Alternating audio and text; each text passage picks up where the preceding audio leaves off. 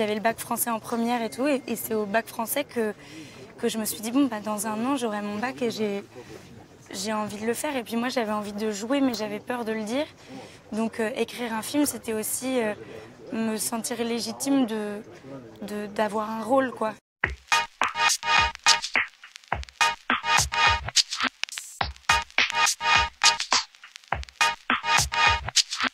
Ça s'est fait très normalement parce que moi j'étais au lycée en fait quand j'ai écrit le film et j'avais 15 ans et puis j'écrivais un peu sur ce que je vivais. Je trouve qu'il y a beaucoup de films sur les adolescents qui sont pas faits par des adolescents, donc qui sont pas mensongers mais qui sont peut-être moins véridiques sur ce que c'est que d'être adolescent. Et je pense que être adolescent c'est pas que chouette en fait. Moi je trouve ça dur. Parce que c'est un moment où on attend de tomber amoureux, où on attend de découvrir des trucs, de se découvrir soi. Et en fait, parfois, on ne découvre rien. Et donc, moi, j'ai voulu écrire ce que j'avais envie de vivre. On commençait une belle amitié déjà. Et on avait parlé de beaucoup de choses, mais elle ne m'avait pas parlé encore de l'écriture. Je pense que c'est quelque chose qui était encore assez à l'intérieur d'elle. Et puis j'ai reçu un coup de fil où je pensais qu'elle m'appelait pour prendre des nouvelles. Et elle s'est lancée et elle m'a dit j'ai écrit quelque chose il y a déjà un petit moment que je porte en moi et c'est en train de devenir assez concret. J'aimerais beaucoup que tu le lises. Je l'ai lu très rapidement, dans l'heure. Je l'ai rappelé, je lui ai dit c'est quand tu veux. J'attendrai s'il faut, il n'y a aucun problème. J'ai eu le trac quand j'ai lu parce que je l'aime tellement que j'avais peur peut-être que l'histoire me touche pas et en fait au contraire ça a été la grâce tout de suite à la lecture. Couche-toi les oreilles.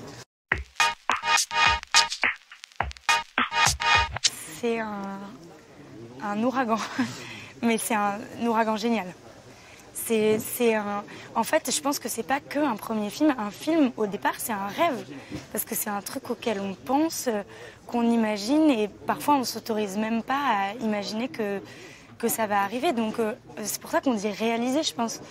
C'est un plaisir immense parce que c'est être embarqué dans un geste tellement important, tellement viscéral pour les cinéastes qui se lancent comme ça, que d'assister à ça, de faire partie de ça, de contribuer à ça. En fait, c'est un cadeau parce que c'est leur premier film. Il n'y en aura pas d'autres premiers. Et ils mettent la confiance, une partie en tout cas, aussi en vous, quoi. Donc je ne le vis pas comme une pression, mais je le vis comme une exigence. Voilà, il faut être là. Voilà. Et c'est trop beau, quoi. Et surtout quand c'est réussi.